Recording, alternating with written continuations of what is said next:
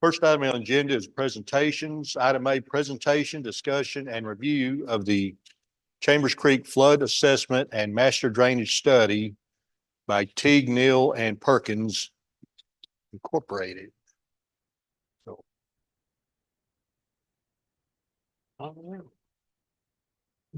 Good evening, Mayor and Council. We're happy to present to you tonight the findings of the Chambers Creek study. I am Andrew Luce. I am a director at Teague, Neal, and Perkins, and I've also served as the city engineer for the last 2 years.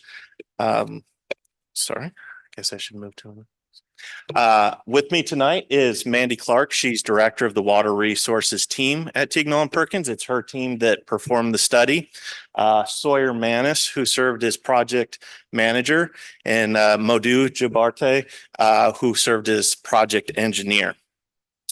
So the scope of the study was to identify flood risks, quantify the drainage issues, identify potential solutions, and then calculate associated improvement costs to solving those issues. The study was funded by hazard mitigation grant that was administered by the state and managed by the county. It's got a little bit of a delay on it. Okay. Sorry, Andrew. No worries.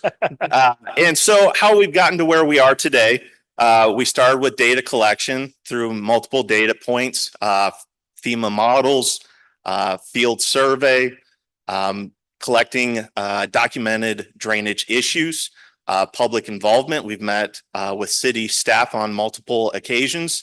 We had public meeting where we met with citizens to collect information on drainage issues they've observed. We've identified problems and solutions, and then prepared a report that we'll be submitting soon, in which this presentation is based on. And at this time, I'm going to turn it over to Mandy to go into further detail on the project. Good evening, Mayor and Council. As Andrew said, I'm Mandy Clark. I'm our Director of Water Resources. And I'm going to just walk through kind of the first steps, and then Sawyer's going to get into the details of it. But our first step in the project was data collection. So we met with your staff on May 9th and had a work session where we talked through kind of historic flooding data, things that the staff knows. You know, your staff has a lot of knowledge about the town and the city and where flooding is. And so it's important to gather as much just anecdotal information as we can. We also did some topographic surveys. We looked at all the bridges, got dimensions of the bridges, did some surveys of the creek cross sections, things like that, collected physical data, plans, models. I mentioned the staff workshop, and then public involvement. And I'm going to talk it more in detail about public involvement, but that's certainly a data collection step. And then, so the most important data that we had from staff was the 2018 study, or 2018 flood that you had. During that flood, your staff had records of 53 homes being flooded, 15 businesses being flooded. 15 homes with unknown damage, and 5 businesses flooded of up to 18 inches deep in those businesses. And then as far as the home flooding goes, we had 11 structures that had some sort of 2 to 12 inches of flooding, 11 that had 8 to 18 inches of flooding, and those are significant, but 31 had 12 to 72 inches of flooding. So that is up to 6 feet of flooding in those homes. So that is very severe flooding. From after we collected that data from the staff, we moved to the public involvement step, and we had a survey and a notice for a town hall meeting. So the staff helped us distribute the surveys and the flyers through the utility bill inserts. They were bilingual, so the front looked like that, and the back had a survey of flood information for the residents. And then there was a link on the website as well. So we collected well, let's talk about this town hall meeting first. So we had a town hall meeting on June 21st.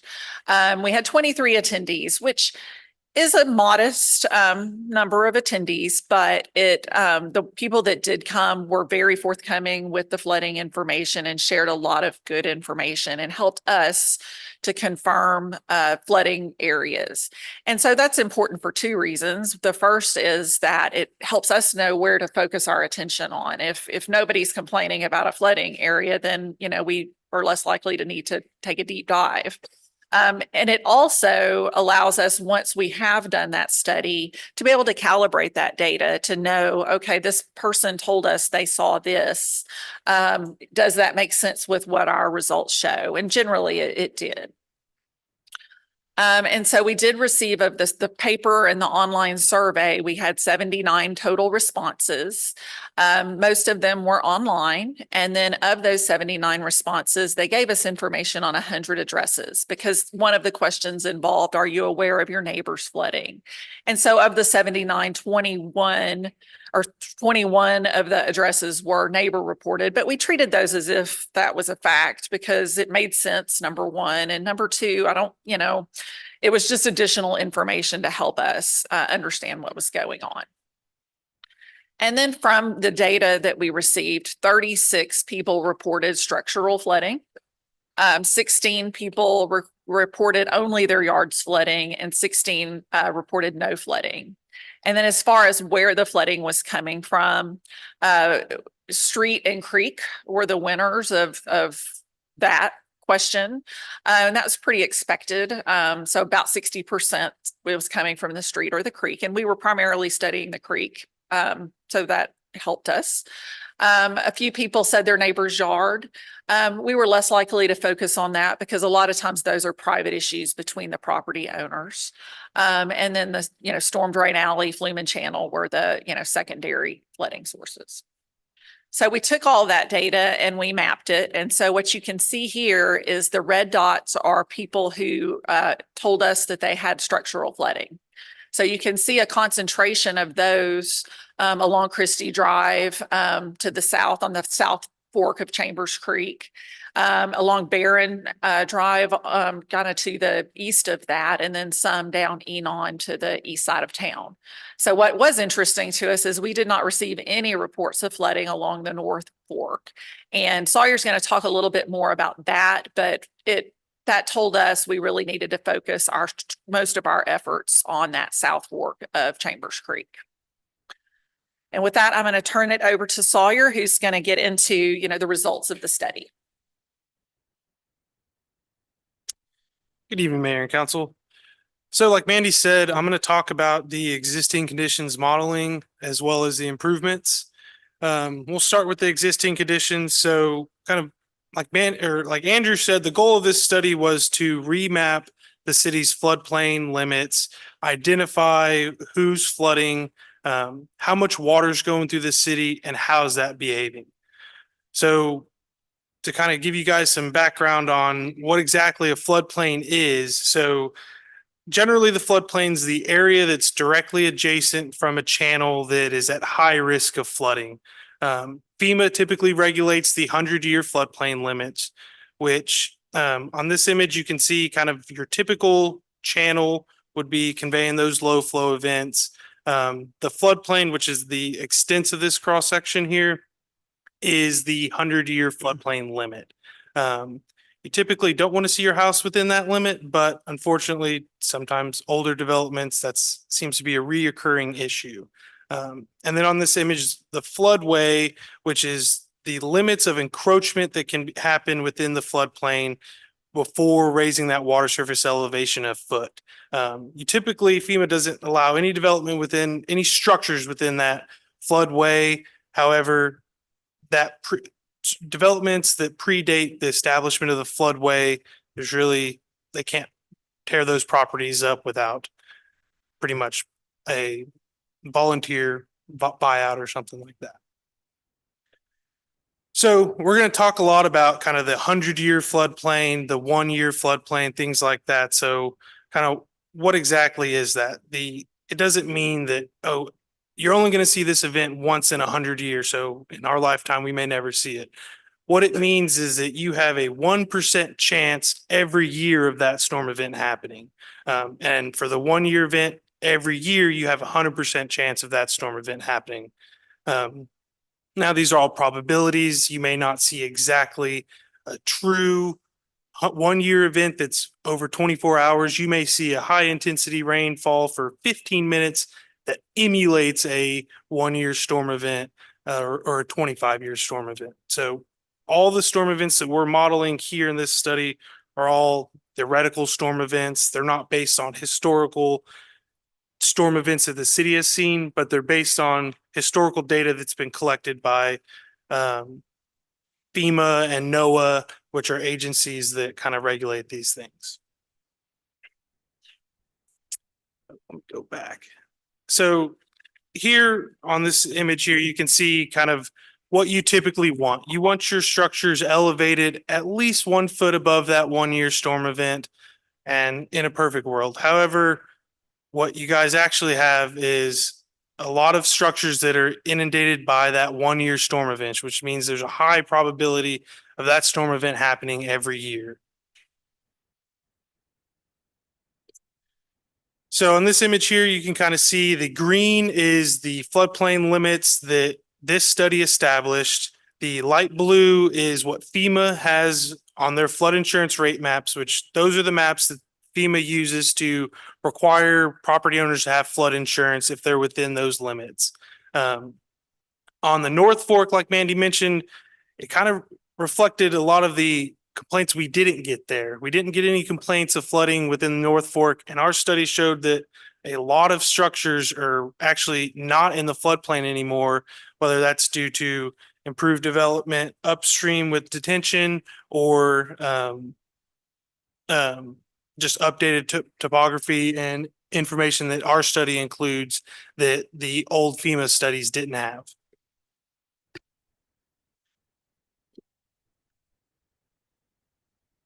Sorry about that. So what our study found was that there are 101 properties that are removed from the floodplain. Now, those are predominantly in the North Fork. There are 14 properties that are now within our studied floodplain. It's not saying we're putting them in the floodplain. They've always been in the floodplain. It just wasn't mapped that correctly through FEMA. This study also showed that we had 54 structures within the 1 year floodplain limit. So like I said, that's 100% chance of that storm event happening within any given or every year. And then the 100-year, I'm gonna talk about the 100-year quite a bit because that's what FEMA regulates. So the 100-year, we showed 208 structures within the 100-year floodplain limits. So this map kind of shows where those structures are all located. The majority of them are happening in that South Fork. So that's kind of where we isolated where our problem areas were to help do improvements. So for the problem area identification, we met with city staff and county staff to identify 4 areas. Problem area 1 is Race Street and Christie Avenue. That's predominantly a hazardous roadway overtopping of Race Street, as well as several structures being inundated by the 1-year storm event. The problem area 2 is Barron Avenue and Porter Street, which are structures flooding from the South Fork within the 1-year storm event. And then problem area 3 is a hazardous roadway overtopping along Enon Avenue and Forest Hill Drive. And then problem area 4 is located in Chambers Creek towards the east side of the city. And that's predominantly an erosion issue on both sides of the channel. It's the channel's cutting into people's property as well as onto some of the commercial properties and pavement that's getting washed downstream. So for our alternatives that we analyzed, so for problem area 1 at Race Street, these are kind of an overview of what our study found. You had 81 structures within the 100-year floodplain limits, and then 32 structures within that 1-year storm event. So again, that's that 100% chance of that storm event happening within the year. The bridge, the culvert at Race Street currently overtops in the 1 year storm event. So that means it's a high likelihood that's gonna overtop and not be traversable anytime it rains, which is a danger to the residents there to be able to get out of their home if it's flooding, as well as it limits emergency services in there to help these people. So we analyzed 4 different improvements for this area. All of the improvements include bridge improvements at Race Street. 2 of the improvements include a concrete channel. One includes a gabion wall channel, and I'll discuss those a little bit more detail what those are. And then one of them includes just an earthen channel option through this area. And then all of them include some downstream grading once you get past the homes that are inundated. And then 2 of the options include property buyouts. So gabion walls, for those that are unfamiliar, gabion walls are a basket structure that has either crushed concrete or rock inside of them. And then they're stacked on along the channel banks to kind of provide stability. This is a good option to maximize conveyance through a channel that may have earthen slopes. And it allows for a natural bottom at the bottom of this channel, as opposed to the concrete improvement. The concrete channel is concrete all the way through at the bottom with concrete vertical walls. And these are just images of just some examples, not necessarily in the city of Everman. So for alternative 1A, we included concrete channel improvements between the homes in Christie and Langley. As I mentioned, all of these alternatives include a bridge improvements at Race Street. And this alternative removes all of the homes from the 10-year storm event. So that's a 10% chance that storm event happens every year. This also removes 40 homes from the 100-year floodplain. Sure. You just said you removed. I got a little blank thing there. Yes, with this alternative program, it would be all the homes from the 10-year event. Okay, it's not, are you talking about the little red dots over there? So the red dots are the ones that would still be in the 100-year floodplain, and the green dots are all the ones that are removed from the 100-year floodplain.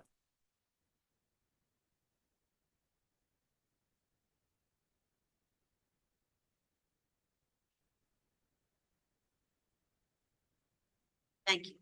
You're welcome. So for alternative 1B, again, it includes the bridge improvements at Race Street. It includes gabion walls along the channel to kind of maximize conveyance with the natural channel bottom. This option is a little bit cheaper, and we'll discuss the prices at the end of this section. This removes all the homes from the 5-year storm event, as well as 36 homes from the 100-year floodplain.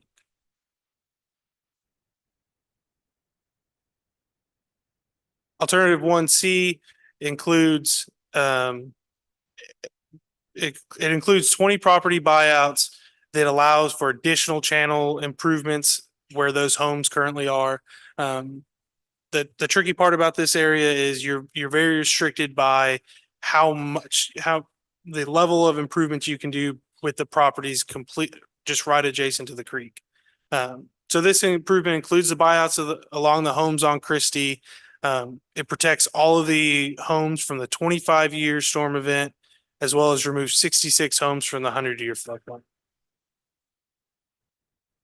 Alternative 1D includes similar buyouts as alternative 1C, except it has a concrete channel through here to completely maximize this, the conveyance through the air. This removes all of your homes. So this is the full solution from the 100-year floodplain, which meets FEMA, which meets the city's criteria of no structures within the 100-year floodplain. But it is a very costly option. So just a quick summary, alternative 1A, all of the alternatives include bridges. Alternative 1A is concrete channel, earthen channel improvements. 10-year level of service, or home protection and the cost is $6.3 million. And I know these numbers are big. Mandy will discuss some, opportunities for additional funding to help fund these. And we acknowledge that. That's why for the full solution, the $18 million, we wanted to present some lower options that don't fix it completely, but are a little bit cheaper and easier to swallow, if you will. So the alternative 1B is a 5-year level of protection that costs $4.7 million. Alternative 1C, 25-year level of protection and costs $12.5 million. And alternative 1D, which is the full solution, which everyone is out of the 100-year floodplain limit, costs $18.1 million. And we'll talk about this in a bit, but that can be phased where it's not a complete $18 million check that anyone's writing or anything like that. And we'll discuss that a bit further. Bouncing from here to Dallas. We don't have 18 minutes. I understand. Okay. I have a question. Does that include the buyouts of the homes? Yes, it does. It includes the buyouts, relocation fees, things like that. So problem area 2 is the Barron Avenue and Porter Street. This is predominantly structure flooding from the channel. There's no roadways here that are overtopping, no crossings that are. You have 15 properties that are inundated by the 1-year storm event, and then 26 inundated by the 100-year storm event. So we did 2 alternatives for this location. Alternative 2A includes a concrete channel improvement that protects all the homes from this 10-year storm event and removes about 11 homes from the 100-year floodplain. And this also includes earthen channel improvements downstream to help mitigate the flooding there. Problem area 2B is an earthen channel improvement all the way through this area. It just protects the homes from the 1-year storm event. It's a little bit of a cheaper option. It does, however, still remove 4 homes from the 100-year floodplain. And these, it's kind of a summary here. So option 2A is a 10-year level of protection, costs $3.7 million.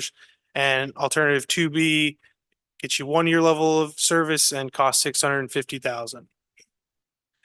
If you were to do a full solution here, it would be a buyout of all the properties along Barron, and that would be approximately $3 million. And no, this would be a separate alternative altogether. If you wanted to just get all the properties out of the 100-year floodplain and buy out all those properties, it would be $3 million. So for problem area 3, this area was predominantly a hazardous roadway overtopping area where all 4 of these crossings on Enon and Forest Hill Drive overtop as frequently as that 1-year storm event. So you have a high likelihood that's going to happen at least once a year. So the solution here is to replace all 4 crossings with bridge improvements as well as a culvert option at the most downstream section. This gets all of the roadway crossings to have a 100-year level of service, which means that meets the city's criteria. You have emergency services that can get to where they need to get to. People can get out of their properties if there's a flood event happening. You're raising the roadway here on Enon and Forest Hill by several feet to be able to achieve this. We have additional channel improvements downstream of Enon near Southway that would include a gabion wall to help solve the erosion issue there, as well as help mitigate some of the flooding there. It's not a full solution. It's just a full solution for the hazardous roadway overtopping and not for a full solution for the properties that are flooding. This does remove 8 properties from the 5-year storm event. And like I said, it gets 100-year level of service for all your roadway crossings here. This alternative costs $13.2 million. However, NCT COG is currently underway with improvements to Forest Hill Drive, that some of these improvements would be implemented, that could be implemented there to help offset some of that cost. Problem area 4 is predominantly an erosion concern along Enon and Southway.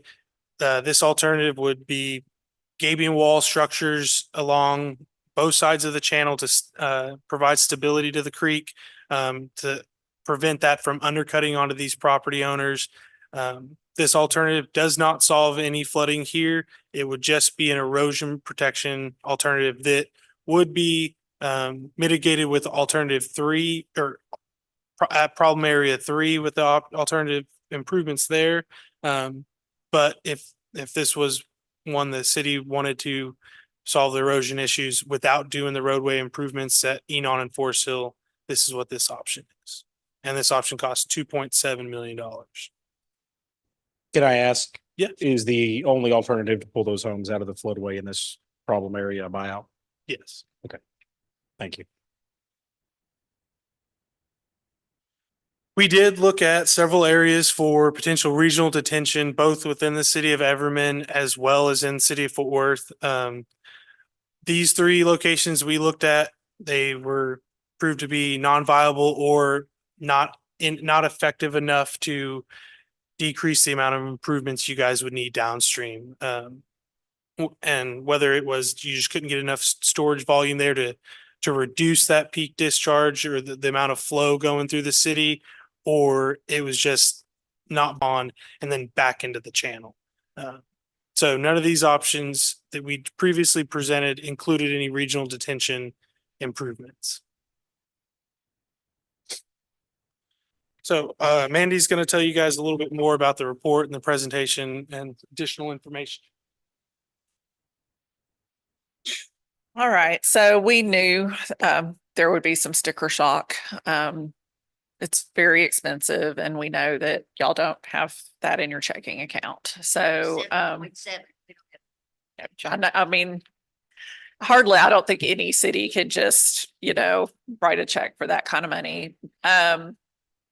But so we are doing a final report. We've presented a draft to the city and the county. And if there are any comments, we'll address them. If there are anything significant that occurs in this meeting that we need to address, we'll address it. And this is basically just the table of contents of what will be in that final report. We are recommending certain solutions. They are mostly the higher cost ones, and I'll talk a little bit about why. So for problem area 1, that's the biggest, the most expensive one with, the most homes at risk. The reason that we're recommending that one is not only it is the full solution that provides the best protection, but it's also that many grant funds, FEMA grant funds in particular, a prerequisite is that you provide that 100-year level of protection. So if your plan is not to provide it, you won't get a grant, you won't get grant funding. They won't allow that lesser protection for many grants.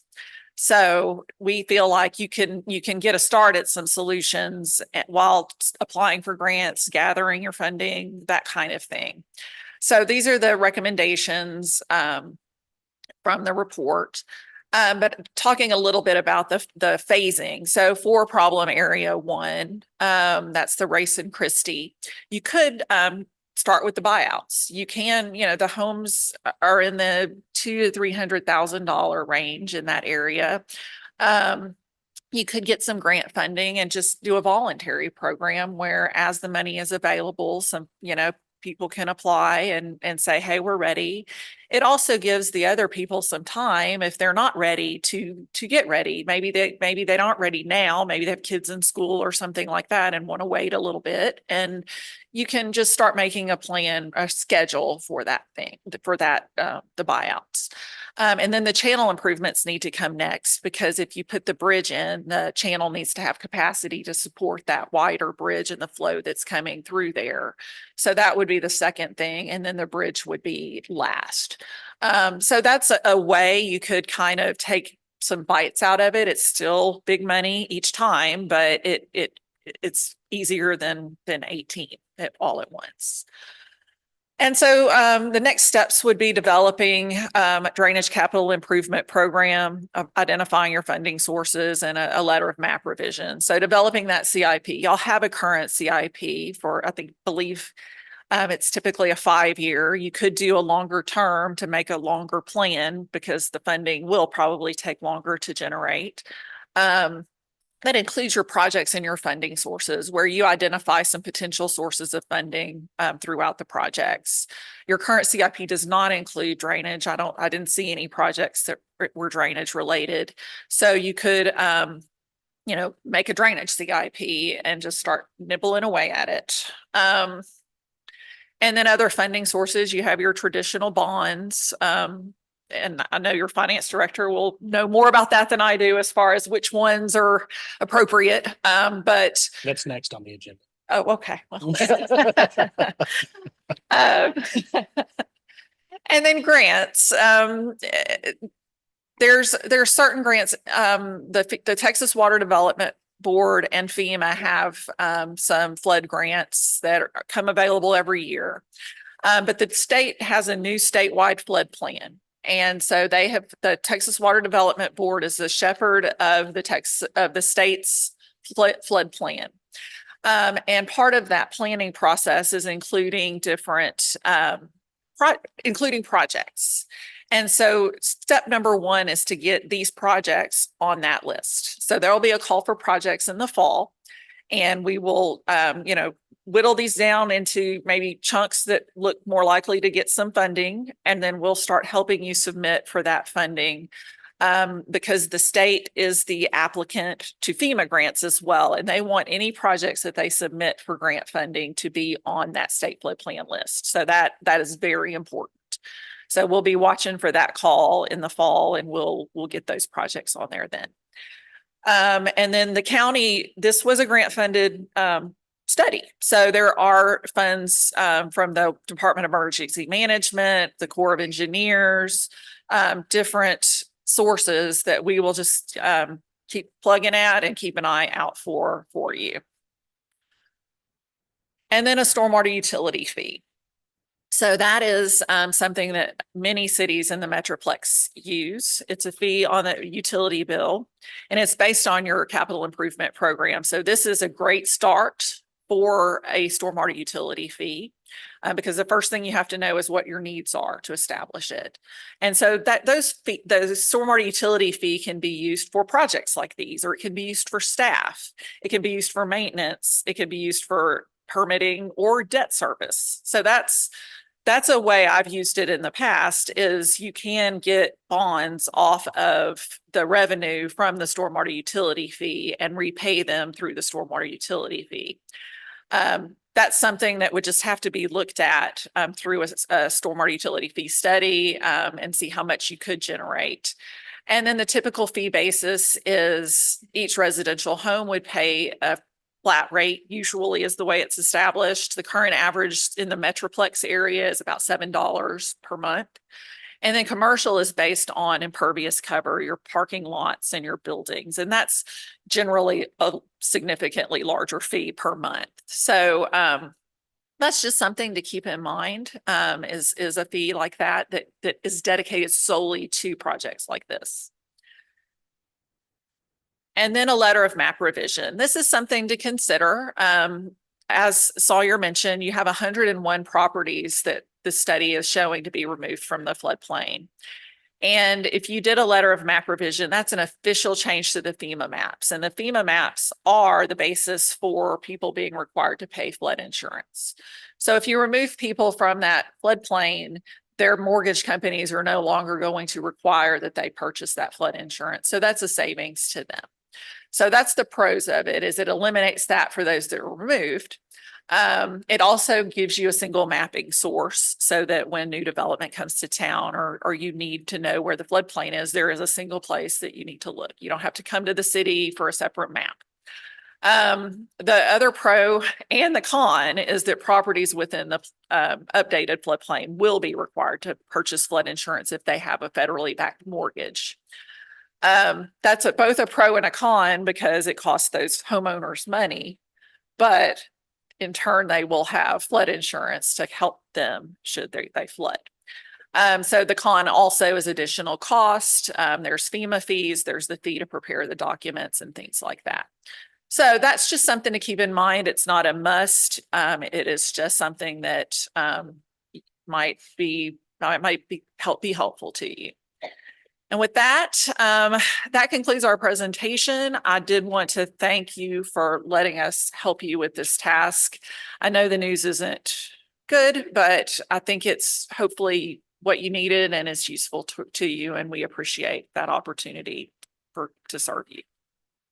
Thank you. So with that, we'll answer any questions. I do have a couple. First, if you don't mind going back one slide. On the insurance, the flood insurance, are there programs available for these residents to get assistance with flood insurance at all? If they are qualifying families, qualifying households, qualified census tract? I'm kind of looking at Joe as I'm asking to see if you know of anything off the top.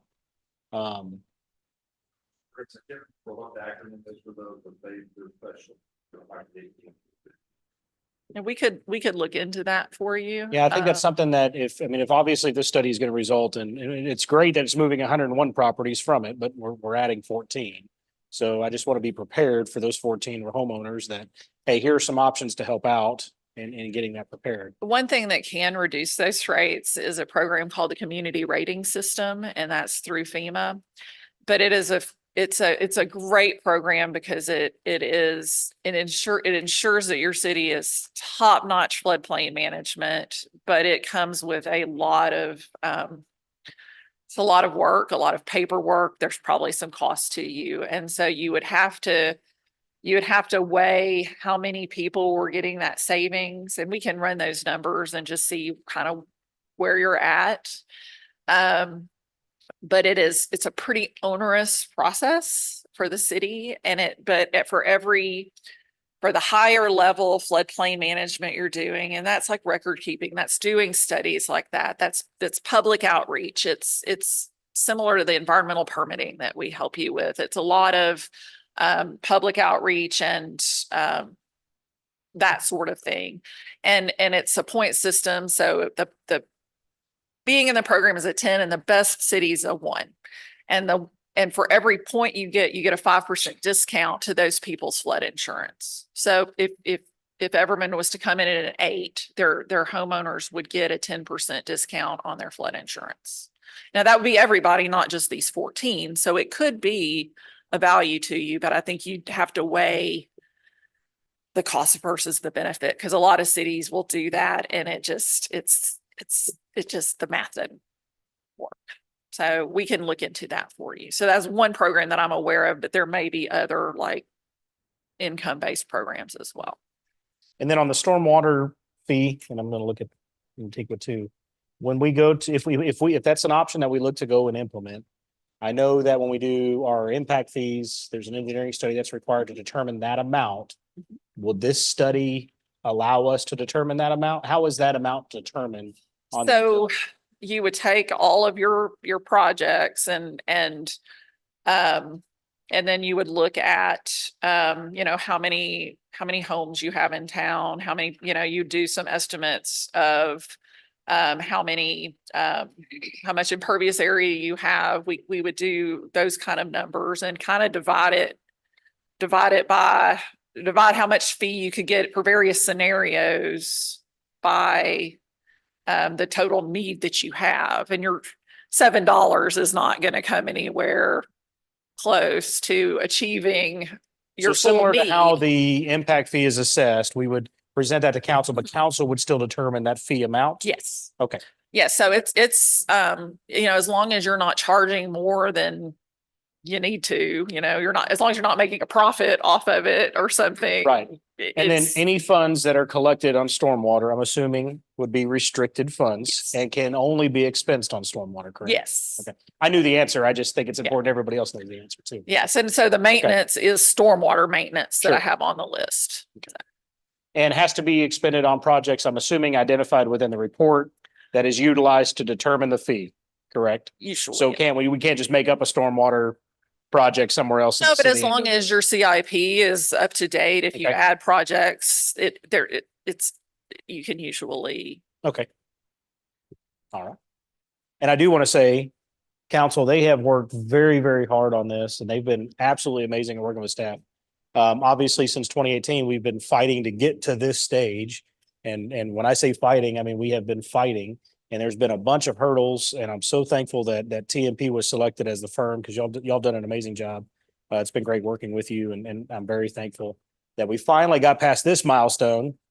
After this is like our sixth milestone since the big flood, that we can finally take a next step and hopefully get some funding to maybe start actually fixing some problems. So I was hoping to see some finger pointing at what's contributing to our problem, but I understand. So,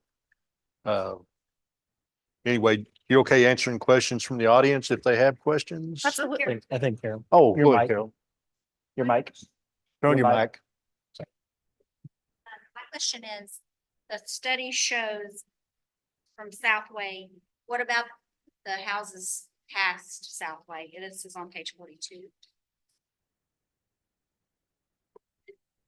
So if we do the repair, all that water is gonna be pushed past that way, going down to towards Anglin. What about those houses? Did you do the study all the way down to? We ended this study within the city of Everman limits.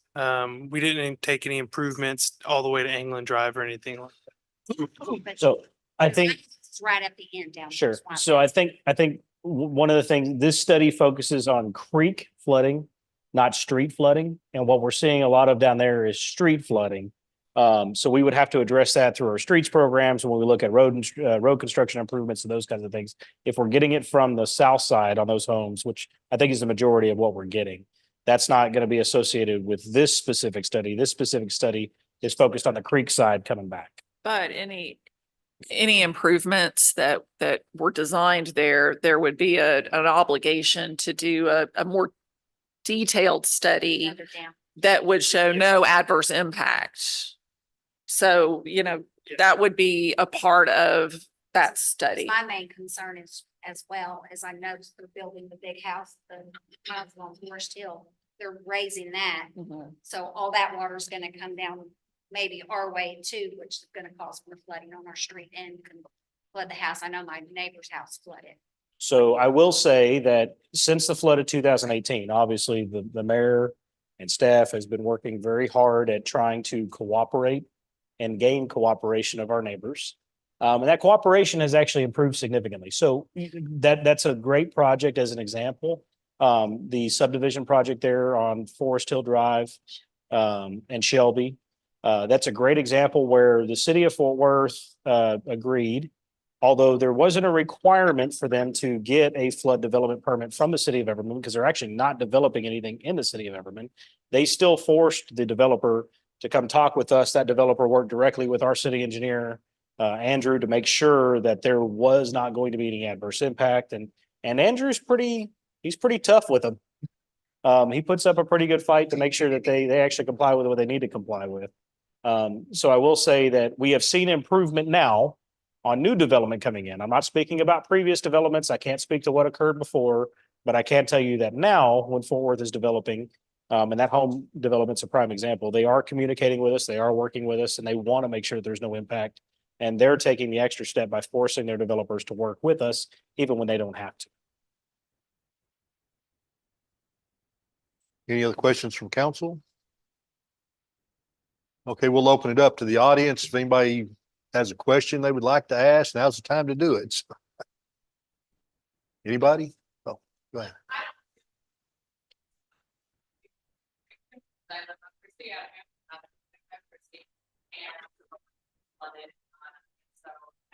Flood, obviously, I had flood insurance, first said that flood insurance, of course, they free on it. So we were asking about what the discount there is, it's called the NFIP backed flood insurance.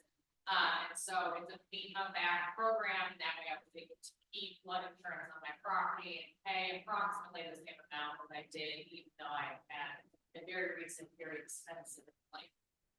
And I'm sorry, you said NFIP? Flood insurance program. Yep. Backed flood insurance. Okay. Yeah. Thank you for that. Anything else? Oh, go ahead. My third here. So I'm on the corner of Christian Race on the creek side, but the other side, the majority of flooding I was getting that night was coming from the road. Did any of that address the road itself? Yeah, so a lot of that was coming from the road, overtopping Race Street and then coming down the road from the creek. So it may have looked like it was coming from the road, but the predominant source was still the channel. And these improvements would solve that would solve that with the Race Street improvements with the bridge to keep that flow from going under the bridge instead of overtopping the road down Christie Avenue. Somebody from Ray Street, everything that comes north of Ray Street was coming down to a ditch at about a foot deep. It was coming over the street on Race into our yards. And it will flow down into Christie City. And what do you think that is improved? My house had 36 inches in the backyard. Yeah, I could literally look straight across and go to my neighbor's window. And it was all coming from my neighbor's corner house, but it was coming from back up the street. Some of them, we couldn't even cross the street to get over there because the water was about this high. But it wasn't coming from the creek, it was actually coming from north of Race, going toward the creek, but it was overflowing because they couldn't get back into the creek. Right.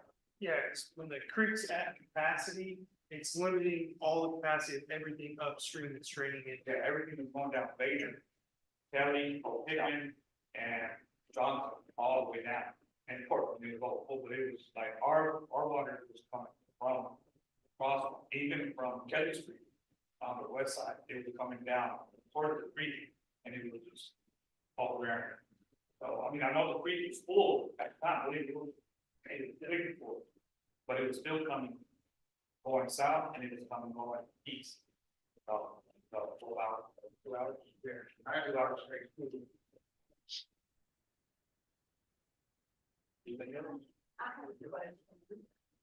The remediation at Forest Hill and Edon, will that really, when in that 2018, the water came within a half inch of coming in my front door, it would be from the street side. But it was from all that water not being able to drain, you know, farther on down, because it comes from the school and comes down that check, beside the road and goes down. You know, and I don't know where it's supposed to go because we don't have a drainage system in there.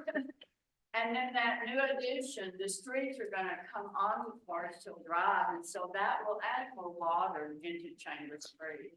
I mean, I know it's supposed to be sloped the other way, but when the streets come into Forest Hill Drive, there's gonna be water coming down Chambers Creek. They filled the ground up about 2 feet in that area. So it's just, More than 2 feet across, for me, it's about 5 feet. When that road comes down, that water's coming down. Yeah, so these improvements at Forest Hill Drive would keep that water from staying in the channel as much as possible and through the proposed bridge opening. So preventing that from backing up towards your property. As for it will, yes, it will help. It's not going to make it any worse. None of these improvements do that. As far as the development in the city of Fort Worth, I know they're raising that site a lot, and like they mentioned, Andrew and I both reviewed that development. Yeah, and none of their drainage is coming, or I don't want to say none of it.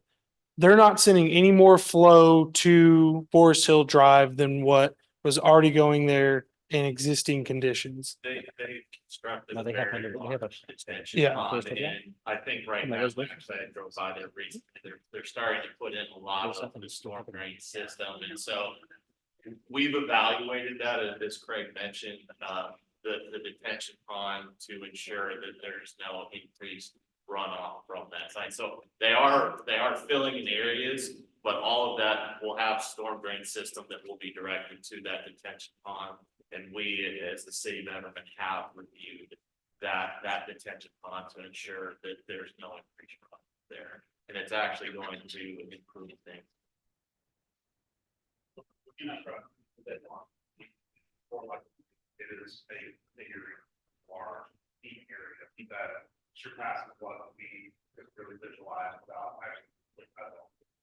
I know the retention pond in the school has worked very well. but Well, and Overflow capacity. if I can add,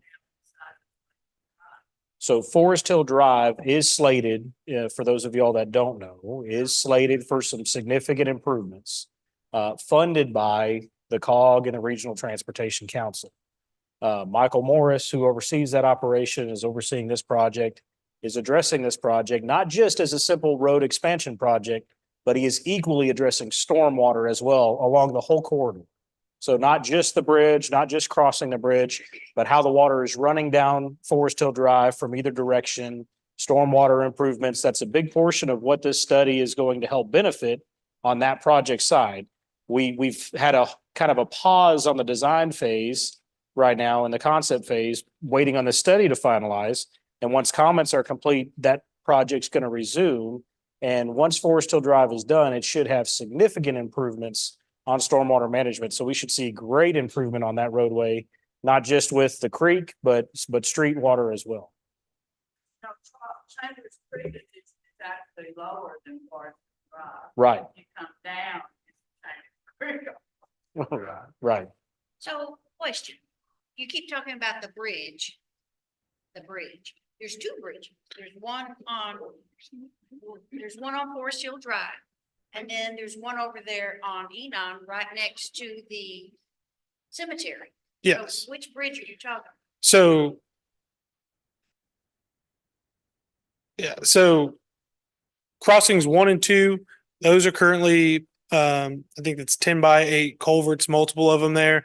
We're proposing to replace those with bridges, as well as at crossing 3 and Forest Hill Drive will also be a bridge. And then the existing 50-foot bridge at Enon, where number 4 here, would be a 10x10 culverts. So the reason we did the culverts there instead of a bridge, the bridge was getting too large to where you would then need to go buy out significant properties just to even have the area to build this bridge and convey that flow in the channel. So that's why we elected to go with culverts there. But that's kind of what I'm talking about. When I was talking with her, I was referring to crossing 3 here, that bridge. Yeah. Okay. But once this project gets to be done, how long will it take? And in between that time, what can be done for this? You said a couple of homes are within 1 year, getting flooded again. So in between this time and the time we get started and get completed, what's going to happen? So let me answer that from a city perspective. I'm sorry. What we've had to do before we can qualify for any funding and before we could do any work at all in any of the floodplains is have this study. We haven't been able to legally go out and do anything in any of the floodways without a drainage study. So this study will significantly help us and support us. TDM grants come around every time there's a disaster declaration by the governor. So we will have opportunities that arise at any moment. We could get a declaration tomorrow that may qualify us to apply. We may not have a declaration for 6 months, so we may not be able to apply. It all depends on how the governor proceeds with declarations.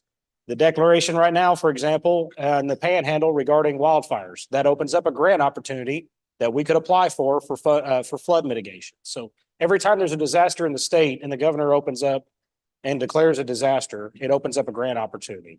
So our staff will have to monitor that. We've got great support from our partners at the county to apply for those grant fundings. While in the meantime, we should begin as a council the conversation of how do we fund this outside of grant funding through other avenues such as a stormwater fee, whether we're going to use ad valorem taxes, whatever it may be, how do we want to start projecting? So I can't answer a timeline for you to say that, hey, next week we're coming out and we're starting this. We just don't know the answer to that. But what I will tell you is that now that we've got this study, it opens us up for the first time since 2018, because we have not been eligible for any mitigation grants at all until this study has been complete. Now that the study is complete, I can assure you, as a city, we will be applying for every grant opportunity that comes across our desk that we could possibly apply for. We are all about the free money. We need the free money. We will not be able to do much of this without grant support through TDM. And we've got great support through our partners at the county. We've got great support through our partners at the state. So I think we stand a pretty good chance at getting some grant funding. But it's the government, and I'll leave it at that. As far as timelines. Yes, correct. Follow up on what she said, it's a phase. Say we were approved for funding today, it's still going to be a multi-phase rollout that is going to take a number of years. First phase is we're gonna have to develop our capital plan. So that way we can analyze and see and start to prioritize. That's why we have a board that actually takes our suggestions, whether it's private citizens and city staff, that take the suggestions, they prioritize them so that way we can rank them. How should we do this and how should we actually put it with available funds? So that's gonna be a process there as well, but what to do, and things to be able to public, you can be involved as well. Our state, underhanded activity, John, I don't know exactly how to vote. Okay, any other questions? We're all- Go ahead, Andy. I live on Southway Drive, the last house next to the creek. And if I understood you correctly, you said there would be no improvements. That the work going before it would take care of that. I'm not an engineer, but it's hard for me to think that all the water that's going into the homes and on the yards, you've retained it, and that extra water is going to be coming by my place, and it's going to be better. It seems like there's a whole lot more water that will be coming down than what normally did. When we built our house in 74, the creek was 25 feet from bank to bank. The creek right now is 25 feet at the bottom. And I live right behind Bean Electric. Bean Electric, if we have another flood like we did, they're going to have to relocate because their equipment that's in behind their shop is right on. In fact, I had them come over on my side of the creek where they could see that it's washing out underneath their parking lot where they're storing their equipment. I have a difficult time understanding. To me, if you widen the creek up at the source, it's great. But as long as you have, if you're going from a 16-ounce Coke to a 2-liter Coke, you're holding more, but you're not getting any more out the end of it. It's to me, it seems like downstream farther where that you improve and come back rather than because it's difficult for me to think that Southway is not going to. Yeah. We've got a what used to be a horse barn in behind our house, and 2 years ago, and I've cleared out a lot of the property behind my place. But 2 years ago, we had almost 2 feet in that barn, and that's where I keep my barn equipment and everything. Yeah. I just wondered, what are you going to do with Southway? Yeah, so these improvements include a gabion wall structure on both sides of the channel to help try to and some channel excavation down at the bottom to try to maximize that conveyance there through basically Southway and downstream. But yeah, these improvements it's not a full solution to be able to, because like you said, you can't get all that flow inside that channel without doing buyouts of your property, of the property of Bean Electric, things like that. So the solutions here are to make sure we're making everything better as far as it may not be a full solution where you're not at risk anymore of flooding, but it's going to remove certain homes from those more higher frequently flood events that you see every time it rains where that channel's getting up to the top of the banks. One of the things, and this is for the city, Southway Drive used to go another 25 feet Mhm. to where the creek was. And it's no longer, they backed it up 25 feet because it's a dead end street. Because it keeps washing water. Yeah. And the curb on my side is gone and the 10-foot easement between my property and the curb is gone. Yeah, and these structures would stabilize that to prevent that from cutting back into your property even more. So are you building the walls down that? Mhm. Okay. Yes, ma'am. So gable walls, Yep. building Yeah. it down. Yes, Yes, ma'am. he does have improvements within or they do have improvements within the project. The improvements would help stabilize the creek, but not necessarily going to pull your home out of the 100-year flood of rate event. The only way to fully pull it out would be to do a buyout. That was one of the questions I asked over in that area because you're so close to the creek. Similar to the same problems that we face with many of the homes on Christie Avenue. We have Christie Avenue that has homes built on the creek. There's no way to guarantee that they're not going to flood without removing the home, unfortunately. So yes, there are improvements over there that will help stabilize it, keep it from eroding further, stabilize the structures immediately around it. But it looks like the only way to fully make sure your home's never going to flood again is to buy it out. As unfortunate as it is. Yeah, so just to elaborate on that, the gate needs, I mean, it does increase conveyance because a channel, you would have to have an earthen channel would be, sloped back so that it prevented erosion. With the gate, you go vertical, so you're kind of getting some extra conveyance in there. And then it helps stabilize the bank. It's going to be towed in, and so it stops that erosion behind or in the chain itself. And with these roadway improvements that would be occurring at Forest Hill Drive and Enon, it's preventing that water from overtopping the roadway. So it's going to get to you slower. May happen at a longer period of time, but it's not going to be a rush of flow all at once. It's going to, because it's sitting up, the roadway's sitting up a bit, so that water's getting through there a bit slower. Hey, Mayor, I think, you want to let him?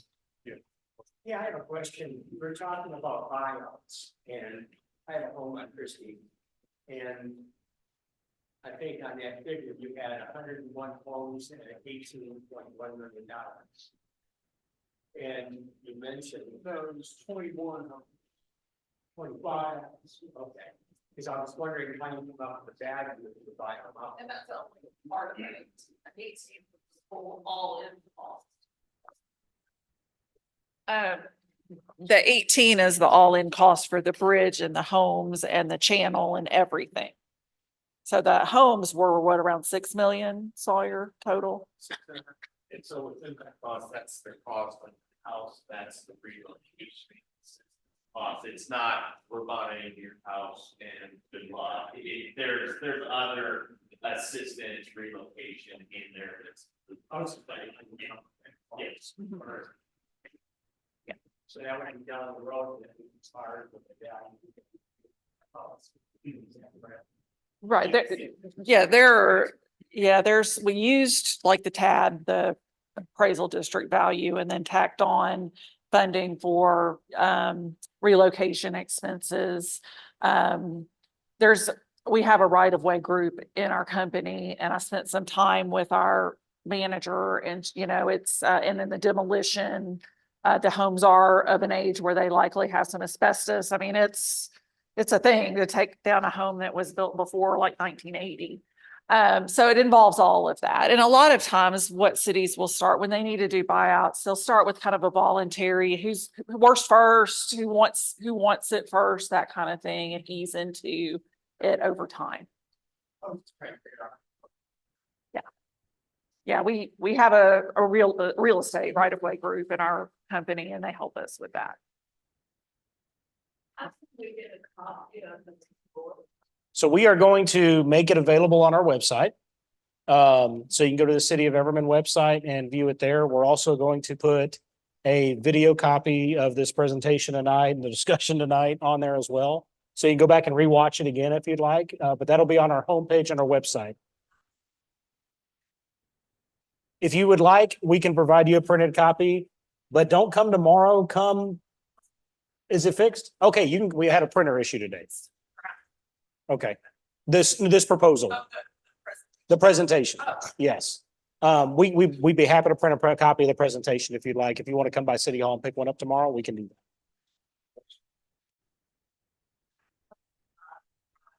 Okay.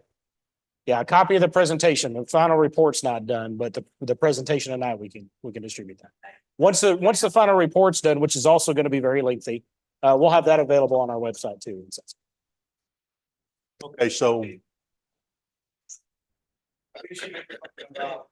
Further down the creek, on the study, does they go all the way down to the new pickup project that I want on 20? And all those, it's about like 35, Everman Parkway all the way. in. So the actual hydraulic analysis, which is the floodplain limits and things like that, that these images are based off of, are just within the city limits of Everman. It doesn't go all the way down to, is it Wichita? Not Wichita. Anglin, sorry. Anglin, and it doesn't go, we include Everman Parkway because that is immediately adjacent to the city of Everman, but once you're west of the city limits of Everman, we don't include any hydraulic modeling of that. Now, how much flow is coming through the city? That includes the entire watershed west of I-35 and everything like that. okay, so we're gonna stop the questioning now. I'd like to thank TNP for being here, the staff, and making their presentation, and Joe with the county for being here. Just any questions that popped up, and just advise the residents that we will be discussing this quite thoroughly at our council meeting. So check the city website, and if it's on there, and if you want to come sit and hear our discussions, then you're more than welcome. So. Said citizens' comments. Do we have any? Citizens' comments. Discussion items. Item A, staff report, S&P Global Rating Update. So this is primarily on the agenda, council, tonight. I know I sent you an email just highlighting the change in the S&P letter, changing our rating to a positive outlook from a negative outlook. So that's a great turnaround. Oh, I got you. Turn me up a little bit.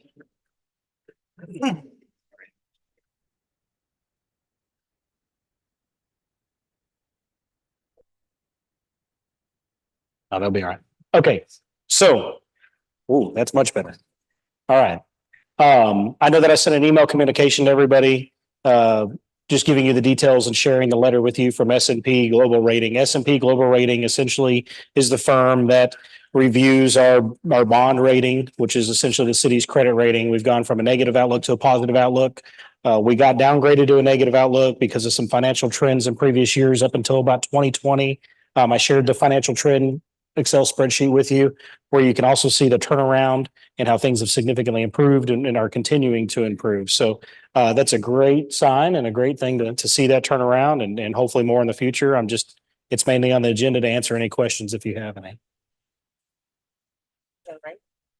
So you emailed us the spreadsheet? Yes, ma'am. I believe last Thursday, Friday, when I emailed that email. I believe last Thursday or Friday. So you should have a copy of the letter and a copy of the financial trend spreadsheet, but BBB minus with a positive outlook. Any questions?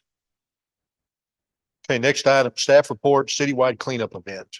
So we had some great turnout at the citywide. Okay, you can turn me back down now. I feel like talking to myself. Yes, we had a great turnout at the citywide cleanup event. A large group from the school district came out, the athletic department came out and supported and did a phenomenal job at cleaning up a bunch of trash. I don't know the exact number of dumpster roll-offs that were hauled off, but I know that they were very busy all day. So we had a great turnout at the event. Our contract allows us to do 2 a year, so we will be doing this again in November, just like we did before. So hopefully we can encourage more people to come out and participate and be a part of it. Could you possibly put it on the water bill so that more residents will be aware of it? Yes, we can, and I think we did a while back. I think we forgot to redo it again, but yes, we can. As long as we get it in before October 15th. So Mindy, if you'll help me remind Edna to, let's put that on the water bill for November. And then also the Public Relations Department for the school district said we didn't receive anything, so we could put it on the school district beach star. Is that something that we wanted to do, or we did not want to do that this year? No, we can definitely do I that. couldn't hear anything. Can you turn their mics up too? Sorry. Will you just close the outer doors? Sorry. So for the school departments to go to help posted pictures on the website, but the PR department did not receive the flyer, so we did not post. And so we wanted to know, well, on behalf, if that will be happening for a future. Yes, So that we do can put it, or we didn't know if it was going to go district wide, because district wide Peach Star goes out to all families, not just in the Everman, but like on the Hallmark side and things like that. Okay, sure. We can absolutely do that. Okay, thank you. Any other questions or comments?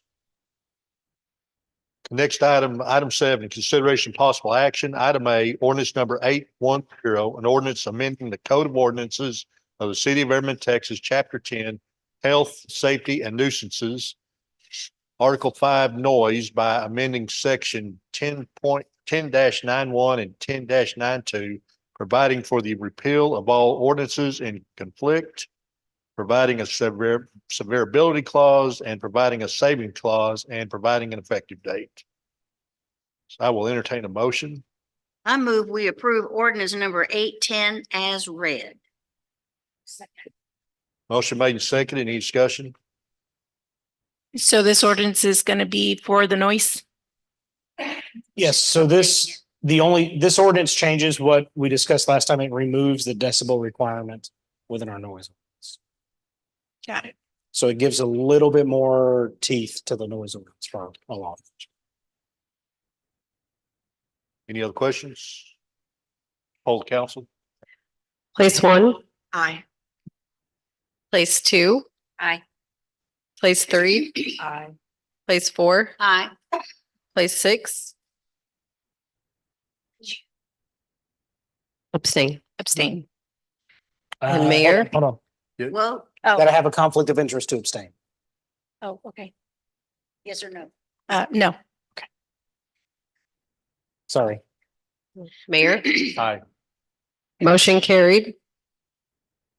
Item B, ordinance number 811, an ordinance of the City of Everman, Texas, counseling the general election to be held on the 4th day of May, 2024, for the purpose of electing city council members for places 2, 4, 6, and mayor on the city council of the City of Everman, Texas, declaring that each unopposed candidate to be elected to office, requiring posting of this ordinance on election day at each polling place, providing a repealing clause, providing a severability clause, and providing for an effective date.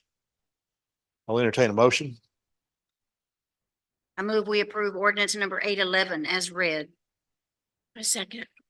Motion made and seconded. Any further discussion? Hold council. Place 1, Aye. place 2, Aye.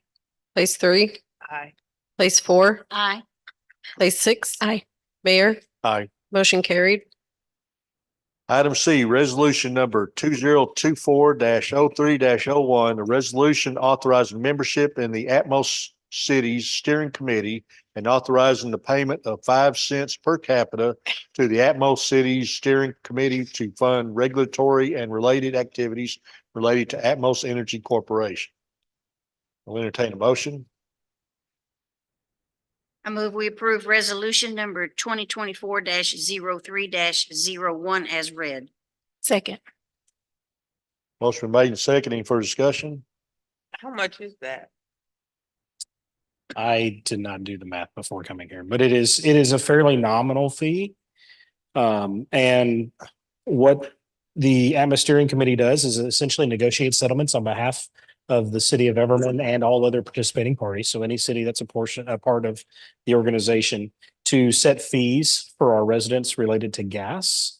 Without a membership, we would have to rely solely upon our law firm to do that for us, and that would cost us probably significantly more than a membership with Atmos Steering Committee would. So it's great. We also get kind of that conglomerate buying power by all uniting together. Well, not did you If we just have receive a letter, they're 5,600 getting ready to people in the raise city. it, so. We have 5,600-ish people in the city. Something like that. Okay, so times 5 cents is about $280. $300. Ish. Any other discussion? Poll the council. Place one, Aye. place two, Aye. place three, Aye. place four, Aye. place six. Aye. Mayor, Aye. motion carried. Item 8, city managers report. I don't have anything tonight, Mayor. Okay, mayor's report. I don't have anything. So the time is 7:17 and we are adjourned.